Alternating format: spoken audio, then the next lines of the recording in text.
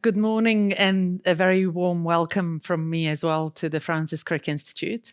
So I have been a research group leader here for the last almost 7 years. And during that time, I've also been a practicing oncologist at the Royal Marsden Hospital. And then just over 2 months ago, I've taken on another role, which is at the Cancer Research UK Manchester Institute. It's one of the flagship cancer institutes for CRUK. And I'm beginning to build my research group there. And I've joined another beacon of cancer care by also becoming a consultant at the Christie Hospital. So I see patients with 2 types of cancer. So melanoma, which is a form of skin cancer, and then kidney cancer. And I'm often asked why these 2 tumors are grouped together. And the reasons for that, and certainly at the start of my career in oncology around 2005, are rather sad. They were both what we term orphan cancers, which means that there were really no effective therapies to treat those patients, other than surgery if they presented with a surgically resectable tumor. But once their tumors spread around the body, there was really very little we could do for them. So the classical cancer therapies that we developed over the last 50, 60 years, such as chemotherapy or radiation therapy, really were largely ineffective for these cancer types. And for me personally, this was a really important motivator. It was the frustration of not being able to do anything in the clinic for the patients that I was meeting, often only once, because there was no treatment options to offer them, that drove me into the laboratory research. And then when I started doing research in the lab, I was also kind of bitten by the science bug. And over time, I decided that I wanted to do both things. So treat patients so that I can continue to keep patients at the center of the research questions that we're asking in the lab, but also really delve into the science behind it. Now, I'm pleased to stand here today and say that the outcomes for those patients with kidney cancer and melanoma over the last 10 years and even more over the last 5 years have been really transformed thanks to the new types of immunotherapy.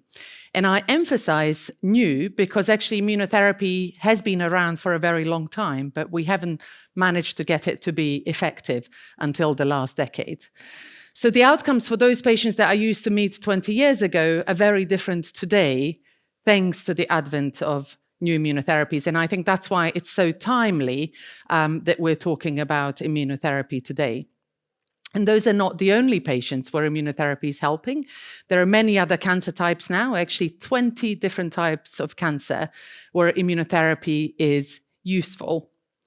And at the same time, there's been a real explosion of different ways to train the immune system to treat cancer. So again, a very timely moment to reflect on this topic.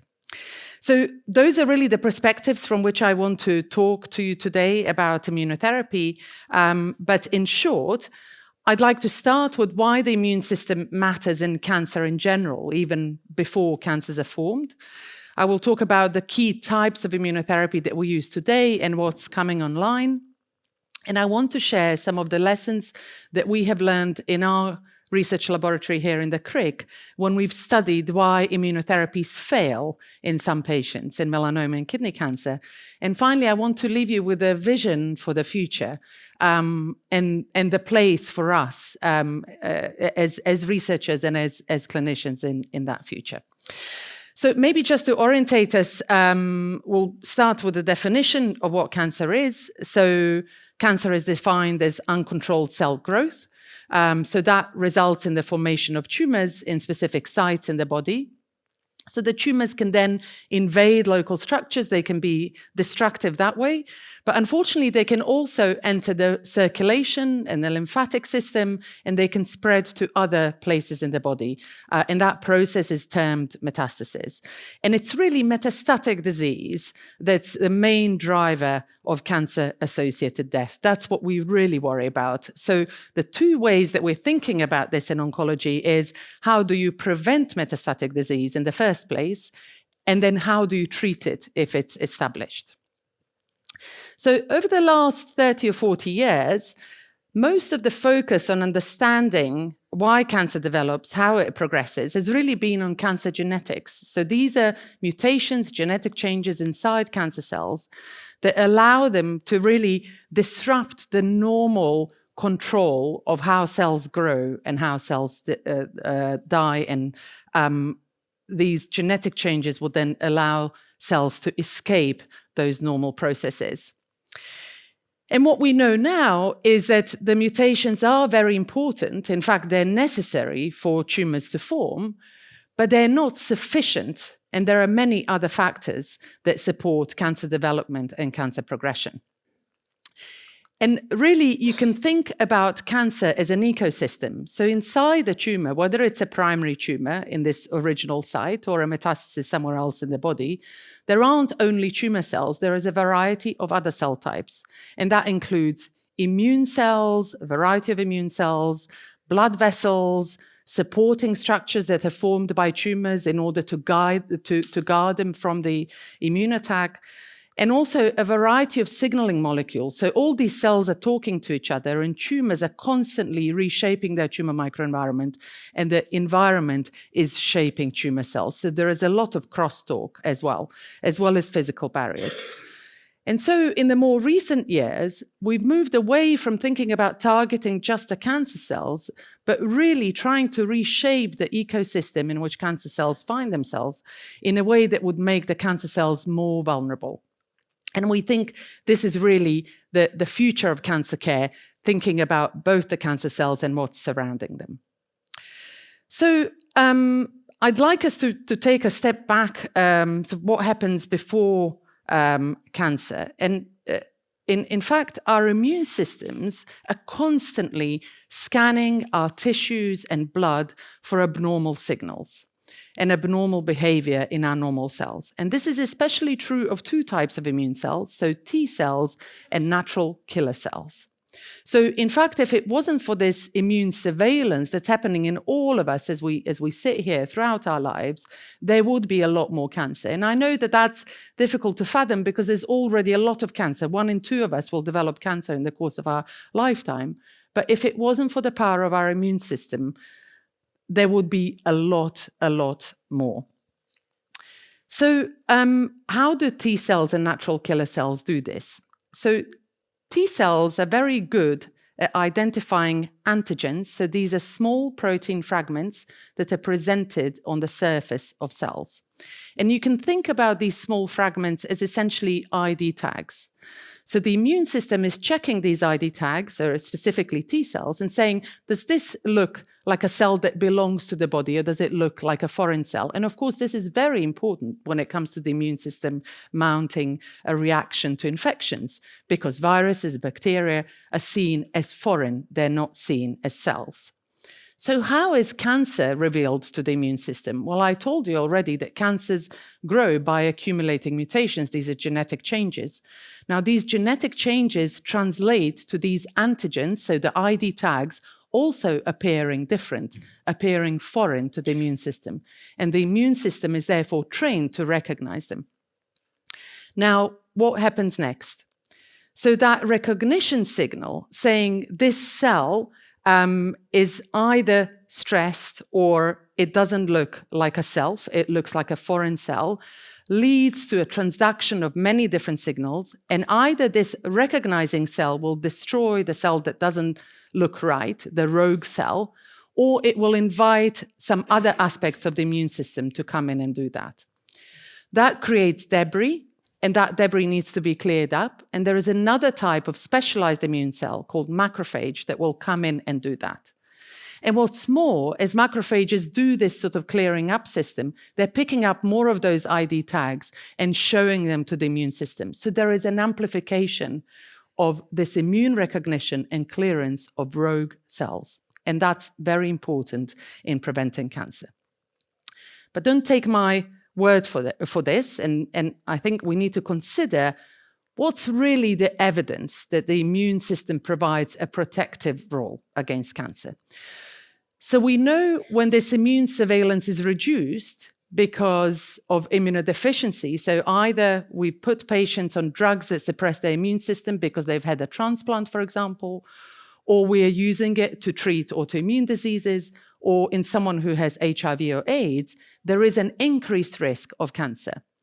Now, this equation is not very simple, and I want to be transparent on that. It's not all types of cancer that are revealed in the context of reduced immune system. It's particular types of cancer. We're still trying to figure out why that is. And the other thing I really want to emphasize, so that we're all on the same page, immunosuppression per se does not cause cancer. It lowers the threshold for those cells that are cancerous to come through and form tumors. And this has now been shown in animal studies that when we remove some of those aspects of the immunity, such as T cells or natural killer cells, those mice are then more susceptible to tumors that have been transplanted into them. So that's what happens before cancers are formed. But there is actually plenty of evidence that even once the cancer is in situ, it's there in the patient, the immune system continues to fight it, it continues to shape it. And we know that this then is also reflected in our patient outcomes. So in most cancer types, if there is evidence of that battle by the immune system, if we see in the specimen when we look at it under the microscope, evidence of plenty of immune cells being there and trying to engage the cancer and shaping it, we know that those patients' outlook is better. And it does, to a large degree, explain diversity of behavior in the same cancer type. So you might have two patients presenting with the same type of disease at the same stage, and they might have very diverse outcomes. How their immune system is interacting with their cancer is a very important part of that prognostic outcome. And I'm showing you here a couple of examples of that just in a cancer type that I treat. So melanoma is a form of skin cancer. And what you see in this picture here is a primary melanoma. You can tell it's a melanoma from this pigment. So melanocytes from which melanomas derive are pigment-producing cells. But you can see that some of this is regressing away. This is not happening on treatment. This is happening spontaneously in the patient.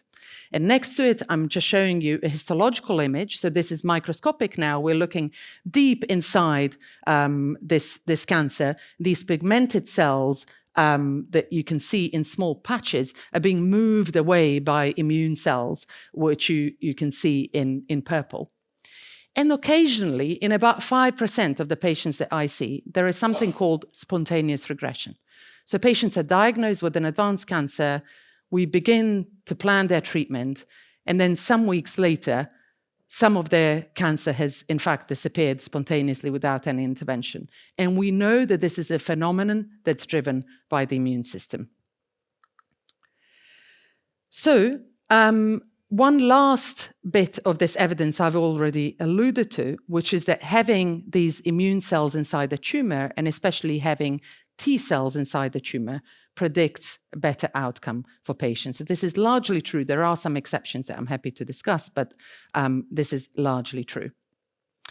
So if the immune system is doing such a good job, why do cancers still form? So you can probably guess already from what we've discussed in terms of how the cancer is presented to the immune system, that one of the ways by which cancers can hide is by hiding their identity. So getting rid of those ID tags, making them less visible to the immune system. They can also actively suppress immunity. So some of the anti-tumor cells that we were talking about, like T cells and natural killer cells, they're great to have around. But there are some immune cells that are more pro-tumor than anti-tumor. And tumor cells can really subvert the immune system this way, and they can shape the environment behind them to support them rather than to eliminate them. And they do that through some of those signaling molecules. Now, another thing that happens after this long battle between the engagement of the antigen, so the ID tag with the immune system, and especially with T cells, is something called exhaustion. And it means exactly what it says. These cells are exhausted. After this prolonged interaction with cancer cells, they have lost their ability to clear them. They have lost their ability to act. They've lost their ability to communicate to other immune cells. And we can find these cells by exhaustion markers. And an important exhaustion marker is a molecule called PD-1. And I'll come back to that later, because that's been very important for therapy development in this space. And another thing that happens as cancers progress is they accumulate more and more mutations. And these mutations can help them to do a variety of things. They can help them to get rid of potent ID tags that would make cancer very visible.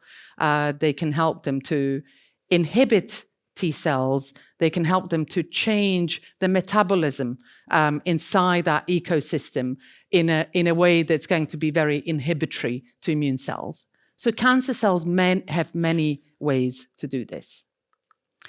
So how can we retrain the immune system? Because it is a question of retraining. The immune system didn't fail originally. The cancer has suppressed it. So we can think about uncovering cancer when it's hiding its identity. We can think about activating immunity when it's suppressed. We can think about reversing that exhaustion, so reviving the immune cells that are there, but they've come to a point where they can't act. And this business of accumulating mutations in cancer evolution and cancer progression is more challenging, and I'll come back to that later. And before we proceed, I alluded to at the start that immunotherapy has been around for a very long time. And actually, I think it's one of the most fascinating stories in modern medicine. And it's over 100 years old. So a physician called William Coley started by injecting bacteria into sarcomas. Sarcomas are cancers of soft tissues, so either bone or muscle. They're very aggressive. And he noted that following injection of bacteria, some of these tumors would become inflamed and they would regress. So that was first bit of evidence that's really linking infection with inflammation with tumor regression. In the 1950s, there was an appreciation that cancer cells do express these ID tags, they express the antigens, and that these antigens can be recognized by T cells. In the 50s, also this concept of immune surveillance, what we were talking about earlier, was developed, but there was a lot of skepticism around it, and the experiments that I was alluding to, the animal experiments, were really only done in the 21st century, validating this theory that was proposed almost 50 years ago. We talked about the signaling molecules that can make the immune system more potent, so we call these cytokines. And these were used as therapies in the 80s and 90s, and they were effective in a very small proportion of patients, maybe in around 5% of patients. But intriguingly to me, they were effective in patients with melanoma and with kidney cancer. And I'll come back to that again later. They were very toxic, and actually they didn't become an acceptable or pervasive standard of care.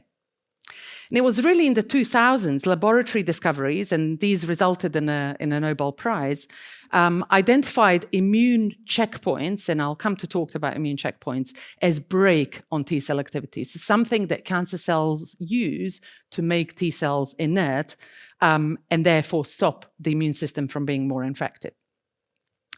And from 2010 and onwards, there's really been an explosion. Most of it has been about blocking those immune checkpoints. But more recently now, there is adoptive cell therapy. So this is kind of a live treatment. So we're using immune cells removed from patients to treat the cancer. Cancer vaccines, which you will have heard of a lot, I think.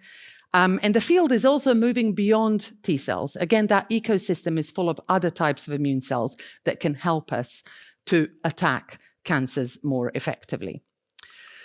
But let's focus a little bit on immune checkpoints. So here you have a tumor cell and you have an immune cell, a T cell, and the tumor cell will present its antigen. This will interact with the receptor on the surface of the T cell, and this sends a signal for PD-1, which is one of these immune checkpoints, to be upregulated. Now, what that does, if you look at this picture, that leads to deactivation of that immune response. So actually, this signal doesn't go anywhere because of this upregulation of PD-1. CTLA-4 is slightly different because this message between the antigen and the T-cell receptor does require a number of other things to happen. So they need a co-stimulation by other interactions between a receptor on one cell and between a ligand on the other cell. And what CTLA-4 does, it competes with that very much needed signal. So again, it stops the message from going through. So essentially what this means is that a T-cell has engaged the cancer cell, but the cancer cell is using these naturally existing mechanisms to subvert that response. And so this immune cell is not communicating to the rest of the immune system that there is a cancer cell there that needs to be eliminated. Now, these immune checkpoints are very important, and their importance has been recognized by the fact that those individuals who are born with defects in these immune checkpoints are susceptible to overwhelming infection. So essentially, we have evolved to have these immune checkpoints so that when we encounter antigens, let's say from an infection, that we don't have an overwhelming response that kills us. But cancer cells are now using this in order to limit the immune response to themselves. So what happens when we use therapies that block these immune checkpoints? Well, this is really staggering, I would say, and this is not something that we ever expected to see in oncology at the start of my career. And this is the progress that we made. So this is a survival curve. On the y-axis, essentially the proportion of patients who are alive following the treatment that they received. And on the x-axis is time. So this is a number of months, but this is essentially follow-up at 10 years. So I told you that chemotherapy doesn't work for melanoma. So the context here is melanoma. And you can see in the purple line, chemotherapy-treated patients, you can see that no one is surviving because that purple line is landing at 0 at 10 years. So chemotherapy is really not a helpful treatment. Now, around 2005, we began to develop therapies that were molecularly targeted. So these therapies could recognize a genetic change, so nothing to do with the immune system, that melanoma cells particularly relied on. And initially, we were very excited about this treatment. We could see huge effective changes in our patients, but they didn't last. So you can see that in this green line with targeted therapy, it does do better than chemotherapy to start with, but eventually, those patients also succumb to their disease. And what we want is something that's durable for our patients. And so the remaining lines are all immunotherapy. So the one in turquoise is using the CTLA-4 immune checkpoint blockade. The one in yellow is using immune checkpoint blockade against PD-1. But when you combine these two, not only do you see this separation right at the beginning, but what you see, and this is the most important part, this is why it's such a huge milestone in oncology, you can see that around 3 years, those patients that have benefited remain on that line. There's a plateau on that line, which means that they go into durable remission. We're not yet allowed to call this a cure, but following these patients up from year 3 to year 10, we don't see any patients progressing. So we hope that it is a cure. So I would like to share with you a first-hand experience here, and I'm very grateful to one of my patients, James, who'd been through this journey, for volunteering to say something about it. I was diagnosed in 2005 with stage 3 melanoma. It was in my lower leg, with a small spread to the lymph nodes in my groin. And over the next 15 years or so, it was largely kept in check by a succession of local surgeries. But I will never forget being told back in around 2009, after my first recurrence, that there was, and I quote, "nothing we can do if the melanoma spreads to anywhere else in your body other than your leg." I first heard about immunotherapy as a treatment option in around 2017 or 2018, I think. And I actually started treatment myself under immunotherapy in 2020. And that was when, unfortunately, my melanoma had decided to spread its wings and land in my lungs, in my brain, and in 2 sites in my wider lymphatic system.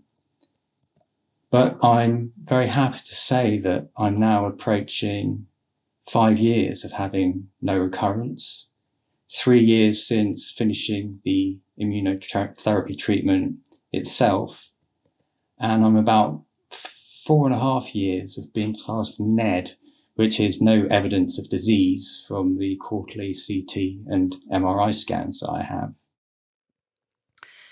So a couple of things to note there. James is no longer receiving treatment. So one of the attractive things about immunotherapy is that they can produce this result, and then you don't rely on continuous dosing of the drug to maintain the result, because the drug works on the immune system. And once the immune system sort of takes over doing the job, you no longer need the drug. And the second thing you'll note from his story is that he was originally diagnosed with a localized melanoma. So he didn't present with a melanoma that was elsewhere in the body. It was a melanoma that was in a primary site. It spread to his lymph nodes. And what we try and do in that context is essentially cure it with surgery. So surgeons will go in and do their bit. But we know that great many patients are then at risk of recurrence. And the way that oncology development works is that once we've shown that a drug can work in the setting of advanced cancer, so cancer that's metastatic, that's spread to the rest of the body, we ask the question of whether that same treatment can work in reducing the risk of recurrence in patients who've had surgery with curative intent. And that's exactly where the field has gone now. So we have evidence, again through clinical trials, that if we use immunotherapy in patients who have had their melanoma resected but have high risk of recurrence, we can reduce that risk of recurrence. We can't remove it, but we can reduce it. So in yellow are patients who received placebo in this trial, and then you can see nivolumab, which is a PD-1, so it's one of those immune checkpoint inhibitors. You can see that far fewer patients are relapsing and more patients are surviving. So why is immunotherapy so successful in melanoma? And I'll tell you that melanoma is often used as a poster child for immunotherapy. And when people talk about the power of immunotherapy, they often go to melanoma as an example. And this is especially compelling because it really turned the fortunes of patients diagnosed with melanoma around, from being completely untreatable to being very treatable. And really, this is because melanoma is the perfect storm for immunotherapy, for priming the immune system. So just to remind you, we said that the key basis of the interaction of a cancer cell with the immune system is that presentation of the antigen to a T-cell receptor, and that's what we're seeing here. And cancer cells have mutated antigens, and the possibility for the immune system to say, okay, this cell should not be here, I should attack this cell, is really to do with how foreign that cell looks. So if you think about it, the more mutations a cancer has, the more likely it is that one of those mutations will send a signal to say, this is a rogue cell, this is nothing, this is very divorced from self, this is very divorced from what a normal cell looks like. And so if we look at the burden of mutations across different cancer types, so this is how many mutations on the y-axis a cancer has, and then you have different cancer types along the x-axis, melanoma is right on top. The reason for this is because melanoma is a primary cancers of the skin, and mutations are accumulated through UV exposure, through sun exposure. And UV causes lots of mutations.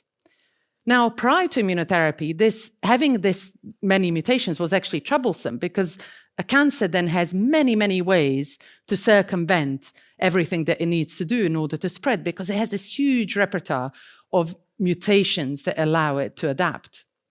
But this has now become the Achilles heel for melanoma, because we're turning these mutations into immune targets. So many, many more possibilities for the immune system to say, okay, this is a cell that is a foreign cell. So I've told you a lot about success, but what really troubles me in the clinic are the patients who do not benefit. And this line is at roughly 55%. So you can see from the start of that blue curve that we're losing patients all along until we get to this plateau. So there are some patients in whom immunotherapy does absolutely nothing. There are some patients in whom immunotherapy works initially and then it stopped working.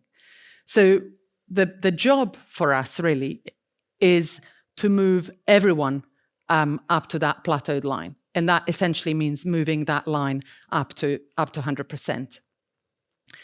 And in order to do that, we need to understand a lot more about why immunotherapy works in some patients and it doesn't work in other patients. And the approach that we take in our lab starts with patients and starts with patient tumors, which we study in great detail. And then we take that into the laboratory to refine what we think is happening. And we take it back into the clinic to iterate the question. And so this is a continuous cycle that's happening between the clinic and the lab, because things are constantly evolving. And what we're trying to do in the lab is really dissect down to the kind of the science behind that clinical behavior. So the way that we do that is by profiling these tumors with very fancy technologies that allow us huge resolution of what's happening in that cancer ecosystem. Now, that's just a static picture, so it's quite hard for us to say, well, this happened first and then that happened. And this is why modeling of what happens in the cancer is also important. And one way to do that is with mathematical simulations, but also in tissue culture. So using cancer cells and immune cells to understand how they interact with each other. And all along this pathway, we're thinking, well, how do we take this back to the clinic? And how do we get this kind of knowledge that requires labor-intensive methods? How do we extract that knowledge for every patient that comes to the clinic? And that's a huge leap. That's something that we really need to consider carefully. To do this, it really takes a village. And we're big proponents of team science, and we need all sorts of expertise in order to address this very challenging question. So we rely on very different types of scientists. So in our lab, we're very diverse in terms of the backgrounds that we come from, because we want all these different perspectives working on the problem. And then equally on the clinical side, we want to know how the surgeon thinks about this. What does the pathologist say when they look down the microscope? And the oncologist who's front-facing the patient. And so with that framework in mind, essentially in our lab, we start with the genetics of the tumor. We then have some concepts we borrowed from evolutionary biology in order to figure out how the tumors got to that stage. We then look at the ecosystem. So what's the kind of supportive environment around the tumor? And we specifically look at immunity. And often we can look at immunity not just by looking at the tissue, but looking at blood as well, because immune cells are circulating. And what we've learned so far in melanoma is that some mutations that are present in melanomas, that melanomas select for, actually actively change the tumor microenvironment, the cancer ecosystem, towards more of those immune suppressive cells, so immune cells that will support them. And there are a couple of examples there, the MYC gene and CDKN2A. There is, as predicted, loss of those ID tags. So we see that the antigens that are needed for the immune system to recognize melanomas, they're either deleted or they're downregulated, so they're not expressed to the same degree. We more frequently than that see that the machinery that's needed for that presentation is what's altered rather than the antigen itself. And how is all this happening?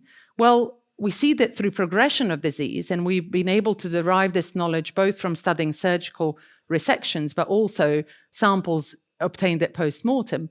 What happens in these very advanced tumors is complete genomic chaos. There's a huge amount of instability in the genome, and that's allowing melanoma cells to really adapt to this pressure from the immune system, so keep hiding from it.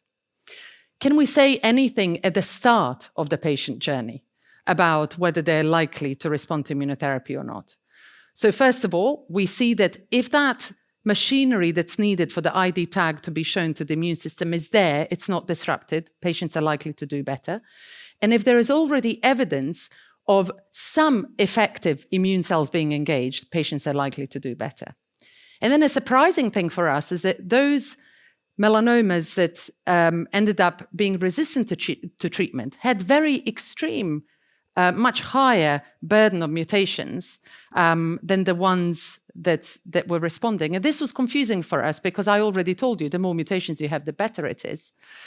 So this conundrum we solved by looking at where those mutations were in the tumor, and we found that the mutations that were accumulating were only in some areas of the tumor, so not comprehensively being shown to the immune system. In fact, these mutations and antigens that are only in some of the cancer cells, they distract the immune system. So having lots of mutations is good, but having lots of diversity within the tumor is not good.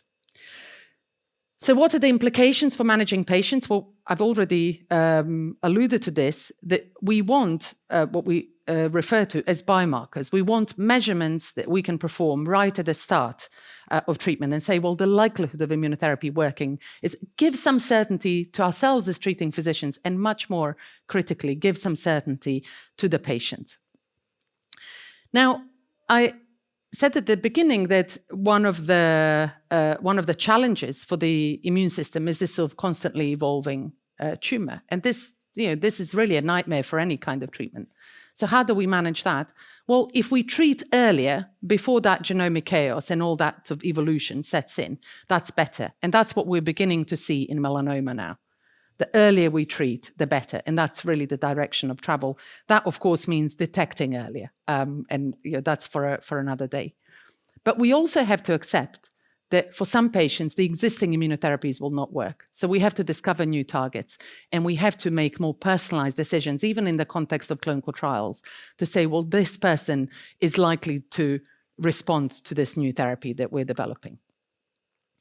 Next, I just want to say a little bit about kidney cancer to contrast it to some degree. So you're now used to seeing these survival curves, and when the trials were done for kidney cancer, we were comparing immunotherapy to a standard of care that was slightly better than chemotherapy in melanoma, and you can see that that grey curve is better.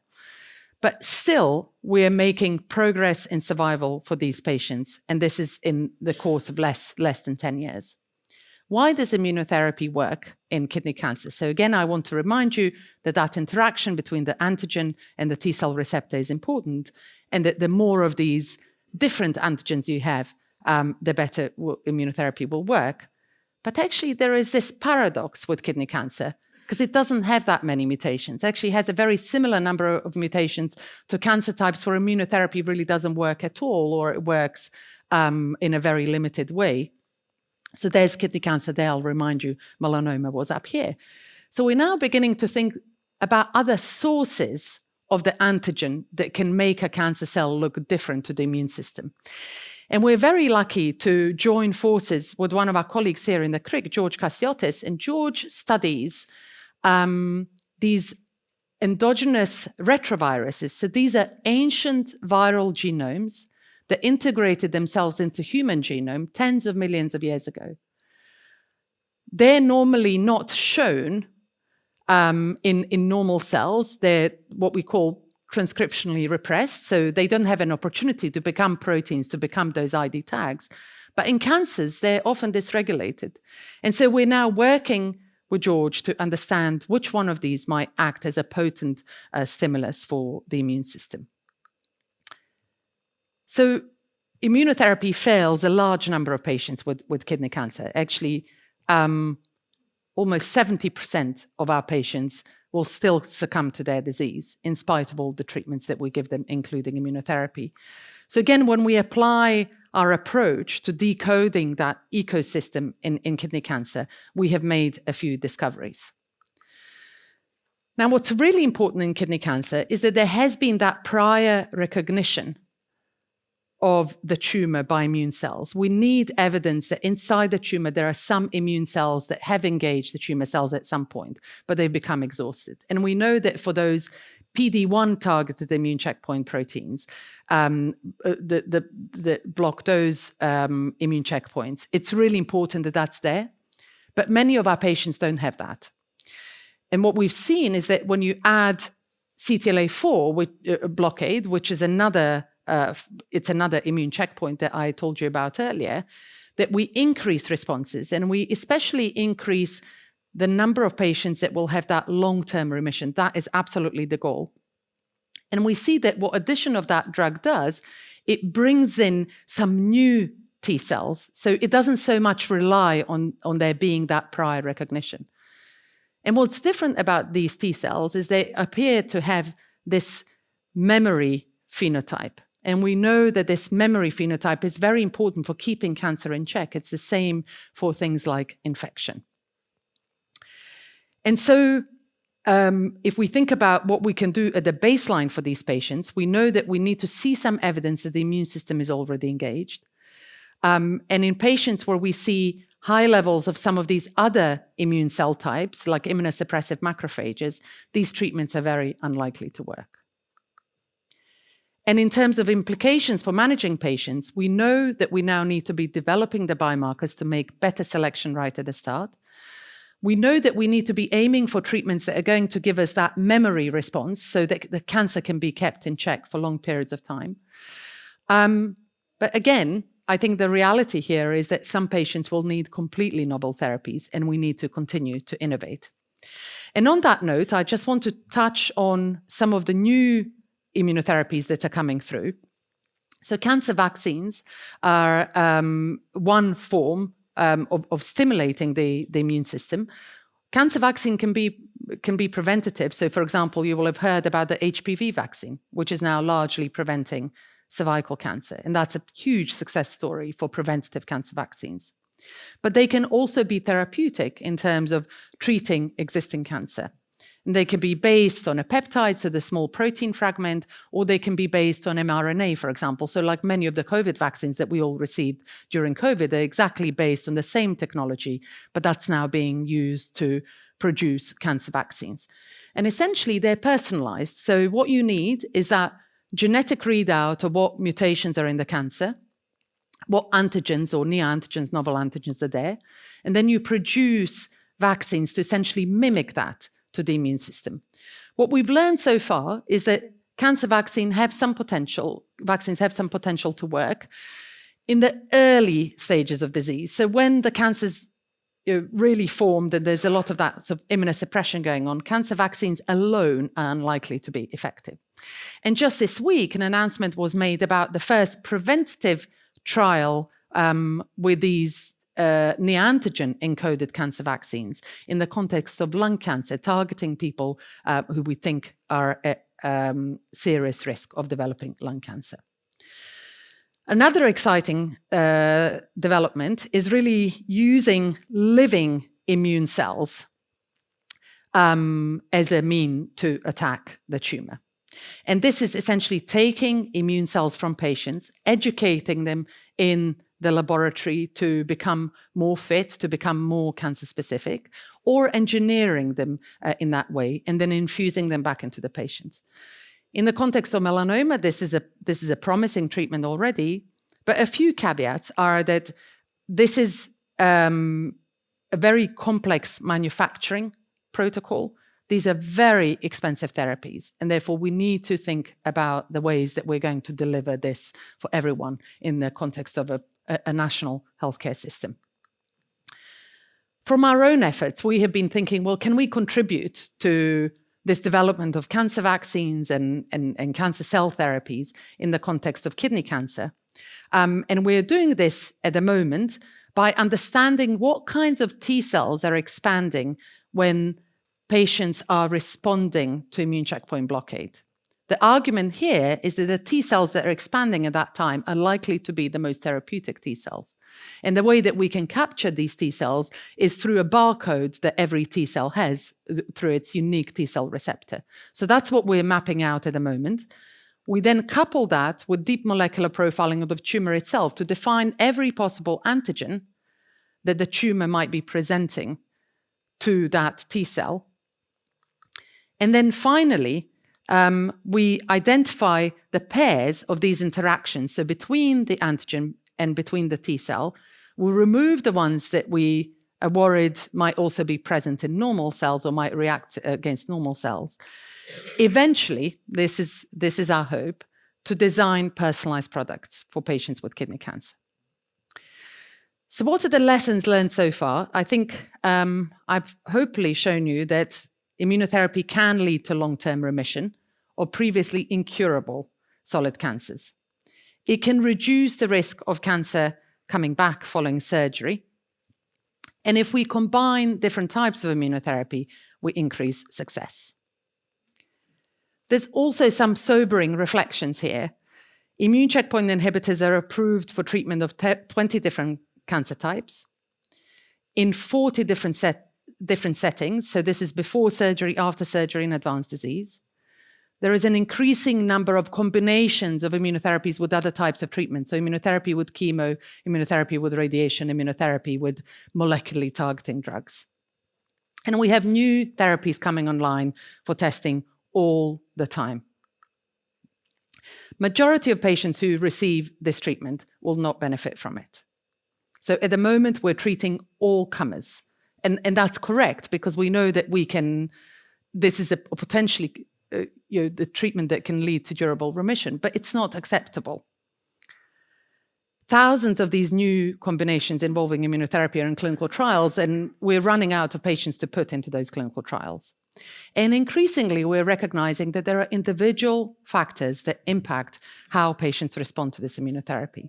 So anything from age, like your gut microbiome, your exposure, and so on, can impact how immunotherapy works. And lastly, immunotherapies are associated with side effects, which can be serious and they can be long-term. And this makes a lot of sense, because I told you that those immune checkpoints have evolved to protect us from an overwhelming response to infection, but they also protect us from the immune system attacking normal cells. And I just want you to hear firsthand from another patient of mine about the experience of those side effects. In 2017, I was diagnosed with stage 4 melanoma. I attended an oncology clinic in Kent, and they informed me that my prognosis was terminal. Real shocker. I was offered chemotherapy by either a tablet form or intravenous injection.